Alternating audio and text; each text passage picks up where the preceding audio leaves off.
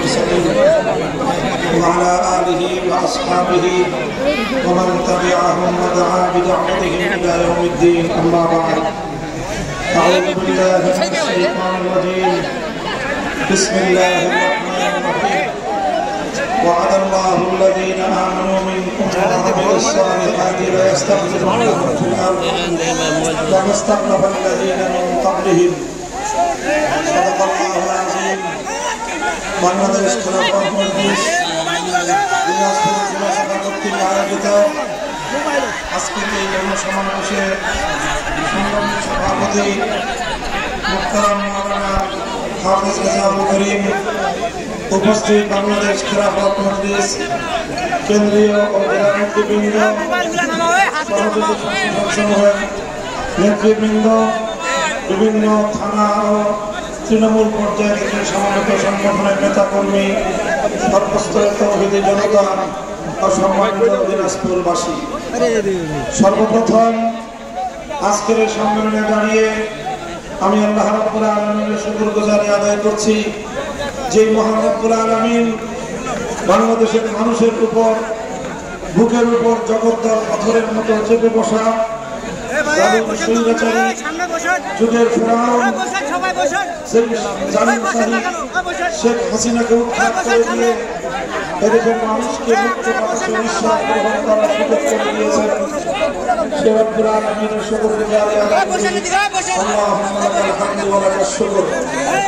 আমি এই বাংলাদেশ নিরাপদ, নির্বিঘ্ন, শান্তিপ্রিয়, গণমানুষের স্বস্তির ঠিকানা এই বাংলাদেশ পরিস্থিতি তৈরি হওয়ার জন্য কৃতজ্ঞতাভাবে শ্রদ্ধাভাবে স্মরণ করছি ওই সকল শহীদদেরকে যাদের আত্মত্যাগের বিনিময়ে বাংলাদেশ আর দ্বিতীয়বারের মতো স্বাধীনতা অর্জন করেছে।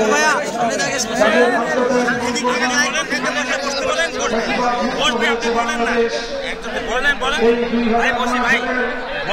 2000 বিপ্লবের নামে 57 জন সেনা কর্মকর্তা 2013 সালে নন্দিত মুফাসসিরে কোরআন প্রেমী শহীদ জনতাকে স্মরণ করছি। 2013 সালে আল্লাহ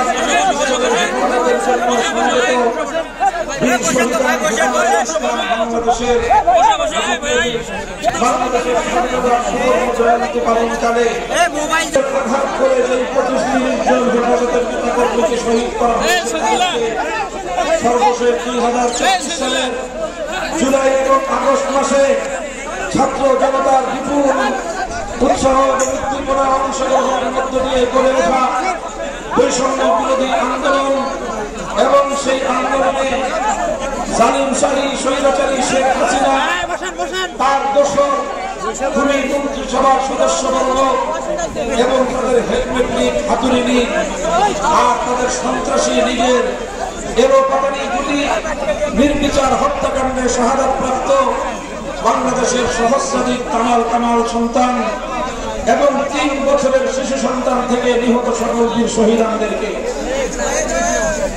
সংগ্রামী সাথী ও বন্ধুগণ, বিরাট লম্বা ফিরিস্তি একজন মানুষের শাসনামলে এতগুলো গণহত্যা পরিচালনা হওয়ার রেকর্ড সমকালীন পৃথিবীতে দ্বিতীয়টি আছে বলে আমার জানা নেই। শেখ হাসিনার বর্বরতা অনেকটা নরেন্দ্র মোদীকেও ছাড়িয়ে গিয়েছে।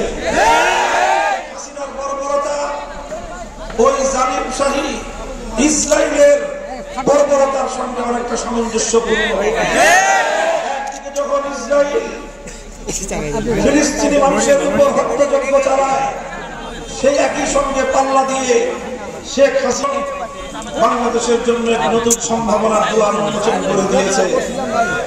আজ বাংলাদেশ নতুন ভাবে মুক্তি পেয়েছে।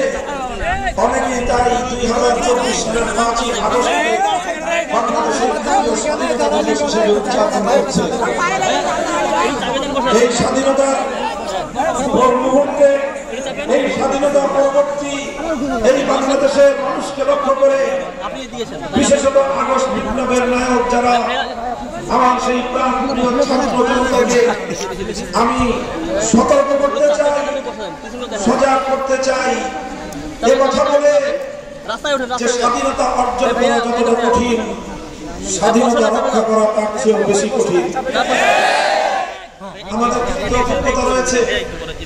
আমাদের এই বাংলাদেশ টেকনাফ থেকে তেতুলিয়া, রূপসা থেকে পাথুরিয়া, 55,000 বর্গ মাইলের এই বাংলাদেশ, এটা একদিন দুই দিনের সংগ্রামের মধ্য দিয়ে আমরা অর্জন করিনি। এই বাংলাদেশ অর্জন করতে আমাদেরকে তিনটি আধিপত্যবাদ সাম্রাজ্যবাদী শক্তির বিরুদ্ধে লড়াই করতে হয়েছে। আমাদেরকে 200 বছর পর্যন্ত সংগ্রাম করতে হয়েছে ব্রিটিশ বেনিয়াদের বিরুদ্ধে। আমাদেরকে সংগ্রাম করতে হয়েছে পশ্চিমবঙ্গ নামক রবীন্দ্রনাথ ঠাকুরদের সাম্প্রদায়িক শক্তির বিরুদ্ধে, যারা পূর্ববঙ্গের মুসলিম জাতিসত্তার উন্মেষকে বরদাস্ত করতে পারেনি, যারা পূর্ববঙ্গের মুসলমানদের অগ্রযাত্রাকে দাবায় দেওয়ার চেষ্টা করেছিল সাম্প্রদায়িক সহিংস আন্দোলনের মাধ্যমে। আমরা সেই পশ্চিমবঙ্গের দাদা বাবুদের সাম্রাজ্যবাদী পরশ্রীকাতর মনোভাবকে পরাস্ত করেছি 1947 সালে। আর স্বাধীন বাংলাদেশ করেছেন আমাদের পূর্বসূরীরা। এরপরে 1947 সাল থেকে 71 সাল পর্যন্ত 24 বছর আমরা লড়াই করেছি আমাদের জাতির উপর চেপে বসা তৃতীয় আধিপত্যবাদী শক্তি খান পাঠানদের বিরুদ্ধে।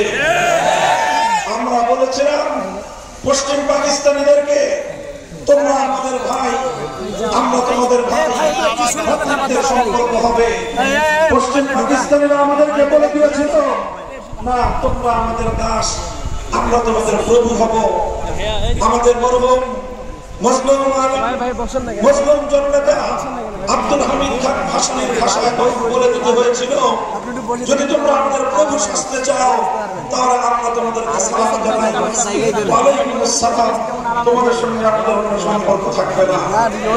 আজ আমরা বলতে চাই 18 কোটি এই মুসলিম জনবসতি বাংলাদেশের মানুষকে, তাদেরকে সঙ্গে নিয়ে বিশ্ববাসীকে আমরা পয়গাম শুনিয়ে দিতে চাই, আমাদের প্রভু একজন, আরশের উপর।